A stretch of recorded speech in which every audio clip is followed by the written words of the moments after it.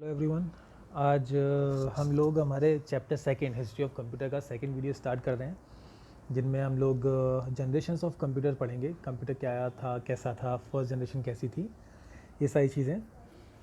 इसके साथ आपको ये चीज़ें नोट भी करनी है। आप लोगों को नोट्स मिलेंगे, वो बात अलग है, लेकिन साथ में आपको जो भी इंपॉर्टेंट चीज़ें लगती हैं या इनके जो जैसे कि फर्स्ट जनरेशन कब से कब तक थी, 1946 से लेकर 1956 तक थी। आज का आपका होमवर्क यही है कि जनरेशन्स कब से कब तक, एक आपको पेपर पे नोट करना है कब से कब तक थी, उनके एडवांटेजेस, उनके डिसएडवांटेजेस। आप चाहें तो इसमें से स्क्रीनशॉट ले सकते हैं या इसमें से नोट कर सकते हैं पॉज करके, लेकिन आपको नोट्स बनाने हैं। आज का होमवर्क यही है। तो फर्स्ट जनरेशन स्टार्ट करते हैं। The first generation of computer is marked by the use of vacuum tubes. First generation जो थी उसमें वैक्यूम ट्यूब्स का इस्तेमाल होता था। कैसे, हम देखते हैं आगे। These computer are characterised by their large size, slow operation, high cost and low reliability. सबसे पहली चीज़ जो हम इसमें देखेंगे, जो फर्स्ट जनरेशन के कंप्यूटर थे वो बहुत बड़े थे साइज़ में, और उसके साथ साथ वो बहुत स्लो थे। मतलब कंप्यूटर का, आज के कंप्यूटर का काम है कि वो बहुत फास्ट है, रिलायबल है और बहुत कॉम्पैक्ट है, बहुत छोटा है। हम उसे कहीं भी लेके जा सकते हैं। लैपटॉप्स होते हैं, मोबाइल होते हैं, हम कहीं भी लेके जा सकते हैं। लेकिन उस टाइम पे क्या होता था, कंप्यूटर बहुत बड़े थे, बहुत स्लो थे, बहुत महंगे थे और रिलायबिलिटी बहुत नामात्र की थी। मतलब रिलायबल तो थे ही नहीं। मतलब कभी भी अगर वो बंद हो जाता है, कभी भी बंद हो सकता था, क्योंकि इतना कोई इंटेलिजेंट सिस्टम वो नहीं था, या उस टाइम पे टेक्नोलॉजी इतनी एडवांस नहीं थी कि रिलायबिलिटी पर वो लोग भरोसा कर पाएँ। The work of the first generation computer resulted in the generation of huge amount of heat, and to control this continuous maintenance and cooling was required. अब क्या होता है कि जब इतना बड़ा सिस्टम है, तो इतने बड़े सिस्टम में से बहुत ज़्यादा हीट जनरेट होती थी, और उस सिस्टम की ये बहुत ख़राब चीज़ थी कि हीट को कंट्रोल करने के लिए उसका कंटिन्यूसली मेंटेनेंस चलना चाहिए था, कूलिंग ज़रूरी थी। और क्योंकि वो बहुत भारी था, तो सबसे मेन चीज़ वो कॉम्पैक्ट नहीं था, तो जहाँ पे वो रख गया वहाँ पे वो बनाया वहीं पे रह जाता था। और उस जगह को हमें ऐसा करना पड़ता है जहाँ पे वो रखा गया है कि वहाँ पर उसको प्रॉपर कूलिंग मिलती रहे। अब कुछ जो इस जनरेशन में जो कंप्यूटर्स बने हैं उनके नाम है ENIAC, first general purpose computer. हम लोगों ने अभी थोड़ा ऊपर पढ़ा भी था लास्ट वीडियो में। Electronic numerical integrator and computer ENIAC, या फिर giant brain, the first electronic general purpose computer इन 1946। ये फर्स्ट कंप्यूटर था। फिर उसके बाद आया EDSAC, electronic delay shortage storage automatic computer. इसमें स्टोरेज आ गया था, हम लोग इसमें डेटा स्टोर कर सकते थे, लेकिन वही वैक्यूम ट्यूब्स में। फिर आया एडवैक, electronic discrete variable automatic computer. ये जो तीन कंप्यूटर आए हैं, ये अगले 10 साल तक चले थे, 1946 से लेकर 1956 तक। उसके बाद ये लास्ट फर्स्ट जनरेशन का एडवैक EDVAC, ये लास्ट कंप्यूटर था। इसके बाद सेकेंड जनरेशन स्टार्ट हो गई थी। अब इसके कुछ advantages. Vacuum tube technology made the development of electronic digital computer possible. जो वैक्यूम ट्यूब्स थे उसकी वजह से ये सिस्टम या ये जो कंप्यूटर का डेवलपमेंट या जो भी इसकी स्टार्टिंग हुई है वो पॉसिबल हो पाई। दूसरी चीज़ है, this computer were capable of performing computation in milliseconds. ये कंप्यूटर बहुत स्लो थे, लेकिन फिर भी कुछ मिली सेकेंड्स में कोई भी कैलकुलेशन सॉल्व हो सकती थी, कोई भी कंप्यूटेशन का काम हो सकता था। Magnetic tape and magnetic drums were used as a secondary memory. Magnetic tape आप लोगों ने देखा होगा पहले के कुछ सालों पहले, अब ये CD और ये सब चीज़ें आ गई, लेकिन पहले कैसेट्स चलती थी जिसके अंदर एक टेप होती थी। वैसी एक मैग्नेटिक टेप और मैग्नेटिक ड्रम उस टाइम पे सेकेंडरी स्टोरेज के लिए, या फिर आज जो हार्ड डिस्क यूज़ होता है हार्ड डिस्क की जगह, तब मैग्नेटिक टेप और मैग्नेटिक ड्रम्स का यूज़ होता था। इसके कुछ डिसएडवांटेज देख लेते हैं।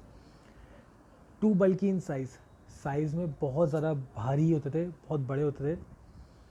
Prawn to frequent hardware failure, इनके हार्डवेयर, क्योंकि हीट इतनी जनरेट होती थी, क्योंकि हार्डवेयर ईजिली इसके ख़राब हो जाते थे, और इतने बड़े हार्डवेयर थे, इनका कॉस्टिंग बहुत ज़्यादा पड़ती थी, तो फ्रीक्वेंटली हार्डवेयर फेलियर का काम होता रहता था। अनरिलायबल, वही चीज़ कि कभी कोई सिस्टम में से कोई भी अगर चीज़ ख़राब हो गई है तो उसके ऊपर हम रिलायबल पूरी तरह से नहीं हो सकते थे, उसके ऊपर से पूरा भरोसा नहीं कर सकते थे, कभी भी वो ख़राब हो सकता था।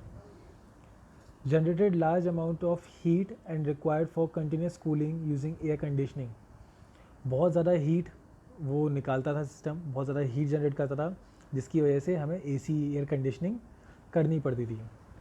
नॉन पोर्टेबल मतलब उसको कहीं भी लेके नहीं जा सकते थे, वो जहाँ पे रख गया वहाँ पे रख गया, उसका काम वहीं पर हम कर सकेंगे।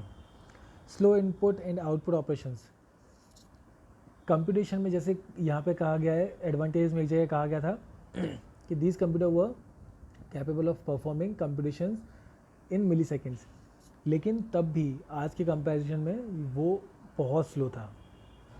फिर आता है machine language required for programming.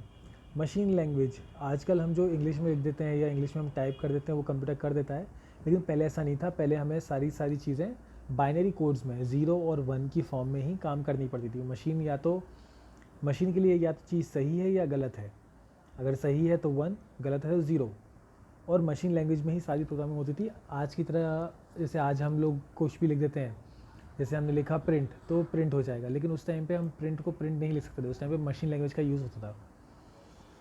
अब हम आते हैं सेकेंड जनरेशन में, जो चली 1956 से लेके 63 तक, 1963 तक। यहाँ पे क्या हुआ था, जो वैक्यूम ट्यूब्स थे वहाँ पर उनको रिप्लेस किया ट्रांजिस्टर्स ने।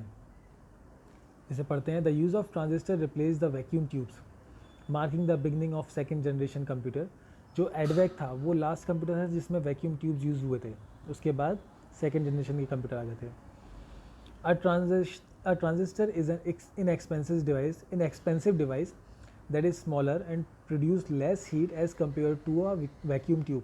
यहाँ पे क्या हुआ, जो ट्रांजिस्टर्स थे वो बहुत सस्ते थे as compare to vacuum tubes. छोटे थे, कम हीट निकालते थे, हीट बहुत कम निकालते थे, छोटे थे और बहुत सस्ते थे। The higher processing capacity and the operating speed of computer build the transistor was an advancement over the previous generation. अब यहाँ पे क्या हुआ, ट्रांजिस्टर की वजह से कंप्यूटर सस्ता हो गया, कंप्यूटर छोटा हो गया और कम हीट जनरेट करता था। उसके साथ साथ उसकी कैपेसिटी बढ़ गई, उसकी स्पीड, उसकी जो ऑपरेटिंग स्पीड थी वो बढ़ गई, और ट्रांजिस्टर की वजह से आगे जो एवोल्यूशन हुआ है, जो भी एडवांसमेंट हुआ है वो ट्रांजिस्टर की वजह से हुआ है। यहाँ पे आप देख सकते हो सेकेंड जनरेशन का कंप्यूटर, यहाँ पे ये सेकेंड जनरेशन का कंप्यूटर है। ये सेंटर में आपको स्क्रीन दिख रही होगी, साइड में CPU, यहाँ पे आपको इंसान ही बैठा दिख रहा होगा। तो ये साइज़ था सेकेंड जनरेशन के कंप्यूटर का, और ये साइज़ था फर्स्ट जनरेशन के कंप्यूटर का। यहाँ पे आपको एक इंसान दिख रहा होगा, और आप देख सकते हो कितना बड़ा कंप्यूटर, कितने पूरे एक रूम में एक कंप्यूटर आता था। सेकेंड जनरेशन के कुछ एडवांटेजेस थे, मोर रिलायबल। फर्स्ट जनरेशन अभी भी ये इतने रिलायबल नहीं थे, लेकिन फिर भी फर्स्ट जनरेशन के कंप्यूटर में क्योंकि ट्रांजिस्टर आ गए थे तो ये ज़्यादा रिलायबल थे, और ज़्यादा हीट नहीं थी। हीट की वजह से क्या होता था, काफ़ी सिस्टम के जो पार्ट्स थे वो ख़राब हो जाते थे, जो हार्डवेयर्स थे वो डैमेज हो जाते थे। लेकिन यहाँ पे हीट कम थी, इसीलिए सिस्टम के जो पार्ट्स हैं वो ज़्यादा चलते थे, ज़्यादा रिलायबल थे। बेटर पोर्टेबिलिटी, पहले के सिस्टम से काफ़ी छोटे थे, इसीलिए पोर्टेबिलिटी पहले से आसान थी, इतनी आसान नहीं थी लेकिन फिर भी पहले से आसान थी। Less prone to hardware failure, वही चीज़ कि पहले से कम हार्डवेयर फेलियर होते थे। जनरेटेड लेस हीट, कम हीट जनरेट करता था।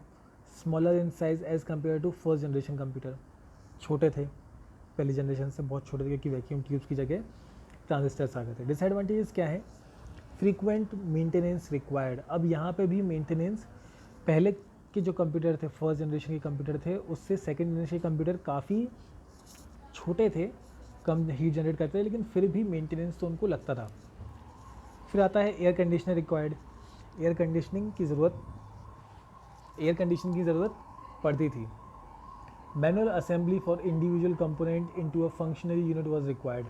हर बार जब भी कोई कंपोनेंट इसमें ऐड करना होता है, लगाना होता था, तो उनको मैनुअली हाथों से उसको लगाना पड़ता था, ऑटोमेटिक कुछ भी नहीं। जैसे कि आज के कंप्यूटर क्या होते हैं, आजकल हम लोगों ने वायर लगाया, प्लग पे लगाया और हो गया।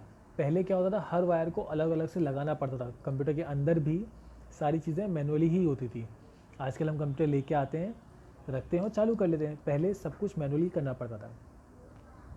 जो सेकेंड जनरेशन के कंप्यूटर थे उनके नाम थे IBM 70, 1410, एटलस और ICL 1901। फिर जो थर्ड जनरेशन के कंप्यूटर आए थे जो कि 1964 से 1970 तक चले थे, यहाँ पे क्या हुआ था कि ट्रांजिस्टर्स को हटाकर यहाँ पर यूज़ की थी ICs, integrated circuits. The use of integrated circuit ICs mark the beginning of the third generation of computer. The rise of ICs in 1964 made the combination of many transistor circuit into one chip। अब यहाँ पे transistor को एक तरह से replace नहीं किया है, ट्रांजिस्टर को छोटा करके और एक चिप आती है, जैसे कि एक कंप्यूटर के अंदर मदरबोर्ड होती है। कभी जब हम लोग क्लास लेंगे तो उस टाइम पे मैं आप लोगों को दिखाऊंगा कंप्यूटर खोल के कि मदरबोर्ड होती है। मदरबोर्ड के अंदर काफ़ी सारी ICs या काफ़ी सारी चिप्स रहती हैं, तो ट्रांजिस्टर्स को इकट्ठा करके एक सर्किट के ऊपर लगाते थे जिसको बोलते थे हम लोग IC। The chip was very small being only a few millimetre in size. अब जो चिप थी, ट्रांजिस्टर्स को मिक्स करके जो चिप बनाई गई, वो चिप बहुत छोटी थी, तो सिस्टम ऑब्वियसली और छोटा हो गया। हीट अब और कम प्रोड्यूस करता था, ज़्यादा कंपैटिबल था, ज़्यादा रिलायबल था। अब इसने कहा है कि जो चिप थी वो सिर्फ कुछ मिलीमीटर की रह गई थी। The components such as conductor and transistor were assembled in the semiconducting material like silicon. अब जो IC आती है, इंटीग्रेटेड सर्किट जो आता है, उसके अंदर क्या होता था कि कुछ कंडक्टर और कुछ ट्रांजिस्टर्स को एक सेमी कंडक्टिंग मटेरियल के ऊपर लगा दिया जाता था जो कि सिलिकॉन से बनता था। Thus the desired circuit could be fabricated into a tiny piece of silicon rather than assembling several components into some circuits। पहले की जनरेशन में क्या होता था कि हम लोगों को सारे सर्किट खुद से जोड़ने पड़ते थे, खुद से लगाने पड़ते थे। लेकिन अब यहाँ पे क्या हुआ कि जब सिलिकॉन आ गया ना, तो सिलिकॉन चिप के ऊपर आराम से उनको सर्किट्स को जोड़ा जा सकता था। वो कम्प्लीटली परमानेंटली तो जुड़ जाते थे, हम लोगों को बार बार उसको निकाल के जोड़ने की ज़रूरत नहीं पड़ती थी। At first only few components could be combined into a chip. पहले क्या होता था कि सिर्फ कुछ कंपोनेंट्स थे, कुछ चीज़ें थी, कुछ सर्किट्स थे जो चिप पे लग जाते थे। This was termed as small scale integration, SSI। हम आगे VLSI भी पढ़ेंगे। SSI में क्या हुआ कि जो चिप थी उसमें कुछ चीज़ें जुड़ जाती थी, लेकिन कुछ चीज़ें जुड़ती भी नहीं थी। इसका नाम रखा गया small scale integration. As technology and expertise improve, time के साथ ये चीज़ें और इम्प्रूव हुई। It became possible to combine up to 100 components. अब क्या हो गया था, इसमें पहले सिर्फ कुछ चीज़ें जुड़ती थी, लेकिन टाइम के साथ टेक्नोलॉजी इम्प्रूव हुई और अब 100 कई 100 कंपोनेंट्स एक साथ इसमें जुड़ जाते थे। अब इसका नाम स्टार्ट हुआ MSI, मीडियम स्केल इंटीग्रेशन। पहले हमने पढ़ा SSI, स्मॉल स्केल इंटीग्रेशन, फिर हम पढ़ रहे हैं मीडियम स्केल इंटीग्रेशन, फिर लार्ज स्केल इंटीग्रेशन आएगा और फिर आएगा very large scale. The key feature जो भी थे इसके, वो नीचे हम लोग पढ़ते हैं। इसके एडवांटेज क्या थे। सबसे पहली चीज़, smaller in size. First generation के कंप्यूटर बहुत बड़े थे, सेकेंड जनरेशन के और छोटे हुए और थर्ड जनरेशन के और ज़्यादा छोटे हो गए। लेस प्रॉन टू एरर की या गलतियों की कम गुंजाइश रही, पहले से कम गलतियाँ होती थी। ज़्यादा रिलायबल थे क्योंकि हीट कम मिलती थी, हीट कम जनरेट करते थे। रिक्वायर्ड लेस मेंटेनेंस, पहले से कम मेंटेनेंस की ज़रूरत पड़ती थी। लेस पावर कंजप्शन, अब मशीन छोटी हो गई थी तो पावर भी इसको कम लगती थी। कंपैरेटिवली पोर्टेबल, पहले के जो सिस्टम थे उनसे ज़्यादा पोर्टेबल था, अब हम लोग इसको आराम से कहीं भी लेके रख सकते थे। कुछ डिसएडवांटेजेस हैं। Highly advance and complex technology required for the manufacture IC chips. जो IC चिप्स थी, इंटीग्रेटेड सर्किट चिप्स थी, उनके मेंटेनेंस में या उनके एडवांसमेंट में या उनको बनाने में बहुत ज़्यादा एडवांस टेक्नोलॉजी का यूज़ करना पड़ता था। ICs हर कोई नहीं बना सकता था, तो बहुत ज़्यादा उसको बनाने के लिए बहुत ज़्यादा एडवांस चीज़ों की ज़रूरत पड़ती थी। एयर कंडीशनर कई बार ज़रूरी पड़ती थी, एयर कंडीशनर या जो AC होता है हमारा, इसकी ज़रूरत पड़ती थी क्योंकि अभी भी सिस्टम इतने अच्छे नहीं थे, अभी भी इनमें इम्प्रूवमेंट की गुंजाइश थी। जो थर्ड जनरेशन के कंप्यूटर है उनके कुछ नाम बता देता हूँ। IBM 360 सीरीज़, या फिर इसको हनीवेल 6000 सीरीज़ भी बोलते हैं। PDP, इसका फुल फॉर्म होता है पर्सनल डेटा प्रोसेसर 11/45। ये एक्चुअली वो सिस्टम थे जो लोगों ने ख़रीदने स्टार्ट किए थे। जो एप्पल आया था, एप्पल का आई थिंक जेरोक्स ऑल्टो या जेरोक्स एटलस करके एक कंप्यूटर आया था जो फर्स्ट जनरल पर्पस कंप्यूटर था, जो कि ग्राफिक्स जिसमें काम करते थे। पहले सिर्फ कोडिंग पे काम करते थे, 0101 या फिर कोडिंग से काम होता था। अब यहाँ पे ग्राफिक का इस्तेमाल होता था, जो एप्पल ने निकाला था। IBM 370, ये सब चीज़ें थर्ड जनरेशन की कंप्यूटर जो है उनके बारे में थी। नेक्स्ट वीडियो में हम लोग पढ़ेंगे फोर्थ जनरेशन कंप्यूटर जो 1970 से टिल डेट। अब मैंने कहा था फिफ्थ जनरेशन स्टार्ट हुई है या नहीं हुई है इस बुक के अकॉर्डिंग, तो इन्होंने कहा है कि फोर्थ जनरेशन का कंप्यूटर अभी चल रहे हैं। अभी हम लोग फोर्थ जनरेशन में, फिफ्थ जनरेशन अब स्टार्ट होगी। हम लोग फोर्थ और फिफ्थ के बीच में काम कर रहे हैं अभी इसके अकॉर्डिंग। फिफ्थ जनरेशन के बाद हम लोग इसका एक कंपैरिजन होगा। ये कंपैरिजन का मैं बाद में इसका भी एक डिटेल हम लोग इसको पढ़ लेंगे डिटेल में, और उसके बाद हम लोग थोड़े से नोट्स और थोड़ी सी जो एक्टिविटीज़ हैं वो करेंगे। आज का मैंने आपको होमवर्क दे दिया था, आप पीछे जाके इस वीडियो को अपना होमवर्क देख सकते हैं। हम लोग नेक्स्ट वीडियो में फोर्थ जनरेशन और फिफ्थ जनरेशन पढ़ेंगे। Thank you.